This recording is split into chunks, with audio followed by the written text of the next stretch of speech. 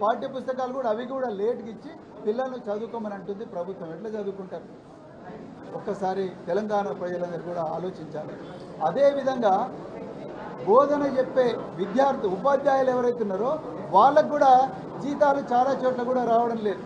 మరి కేసీఆర్ గారు ఈ విద్యార్థులందరూ కూడా తెలంగాణలో కాదు దేశవ్యాప్తంగా అత్యున్నత విద్యాలయాలకు పోవాలని చెప్పేసి సెంటర్ ఆఫ్ ఎక్సలెన్స్లు, సబ్జెక్ట్ అసోసియేట్స్, అదేవిధంగా నిష్ణాతులైన గెస్ట్ లెక్చరర్లను తీసుకొస్తే గత 4 నెలలుగా ఈ గెస్ట్ లెక్చరర్లకు కానీ సబ్జెక్ట్ అసోసియేట్స్ కానీ ఒక్క పైసా కూడా జీతం రాలేదు.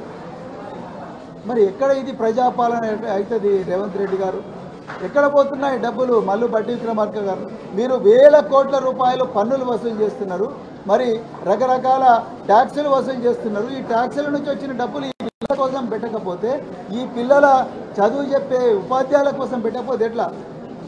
డైనింగ్ హాల్లో పనిచేసే ఎవరైతే కుక్కులు ఈ కుక్కలకు కూడా 4 నెలల జీతాలు రావడం లేదు. మరి వాళ్ళు ఏ విధంగా మరి పిల్లలకు తిండి పెడతారు?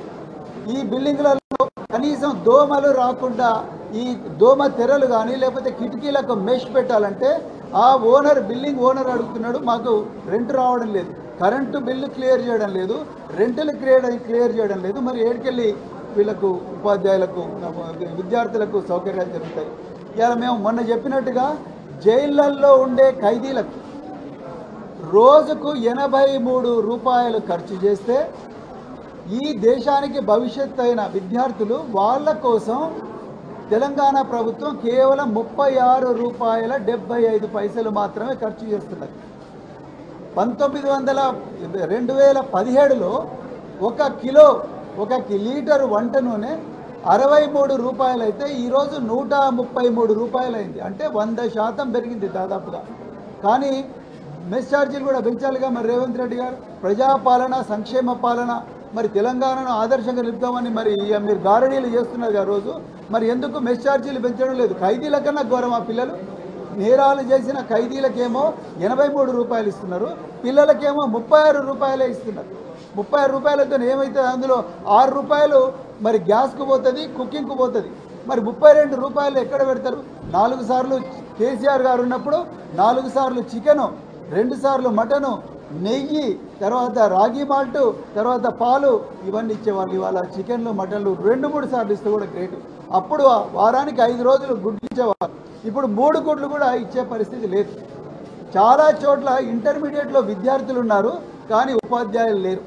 ఇంకా కొన్ని చోట్ల ఉపాధ్యాయులు ఉన్నారు, కొన్ని చోట్ల విద్యార్థులను రానివ్వడం లేదు. ఇలా 25 సంఘటనలు, విషాహారం సంఘటనలు జరిగినాయి. 714 మంది పిల్లలు 714 మంది పిల్లలు విషాహారం బారిన పడ్డారు. అంటే మీరు ఒకసారి అర్థం చేసుకోండి. తెలంగాణలో పిల్లలను బాగా చదివించాలని, వాళ్ళను గొప్పగా తయారు చేయాలని తిండి లేని తల్లిదండ్రులు దిక్కుతోచని స్థితిలో వాళ్ళని గురుకుల పాఠశాలకు పంపిస్తే ఇలా వాళ్ళు విషాహారం తిని తిరిగే పరిస్థితి ఇలా తెలంగాణలో వచ్చింది. ఇవాళ తెలంగాణ ప్రభుత్వానికి ఏమాత్రం కూడా శ్రద్ధ లేదు. ఇవాళ చూడండి, బీసీ వెల్ఫేర్, మన ఎస్సీ వెల్ఫేర్కు శాఖ మంత్రి లేరు, గిరిజన శాఖకు, సంక్షేమ శాఖకు మంత్రి లేరు, మైనారిటీ శాఖకు మంత్రి లేరు, విద్యాశాఖకు మంత్రి లేరు. గురుకులాలన్నీ మరి వీళ్ళ కిందనే ఉన్నాయి. విద్యాలయాలు ఎక్కడ? దాదాపు 1400 స్కూల్స్ క్లోజ్ అయినాయి. మరి ముఖ్యమంత్రి గారికి ఏమైనా సోయినదా? 1400 స్కూల్స్ క్లోజ్ అయినాయి. అదేవిధంగా ఏ శాఖ మంత్రి లేరు. ఇక్కడ ఉపాధ్యాయులకు కానీ లేకపోతే విద్యార్థులకు ఏమైనా సమస్యలు ఉంటే ఆ సమస్యలు ఎవరికి చెప్పుకోవాలో తెలుస్తలేదు. ప్రతి సొసైటీకి కూడా ఒక బోర్డు ఉంటుంది.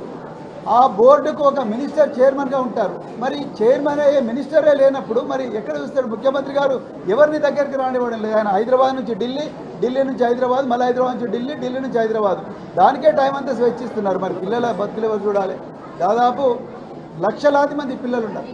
సో అందుకొరకు గురుకుల పాఠశాల పరిస్థితి చాలా దయనీయంగా ఉన్నది.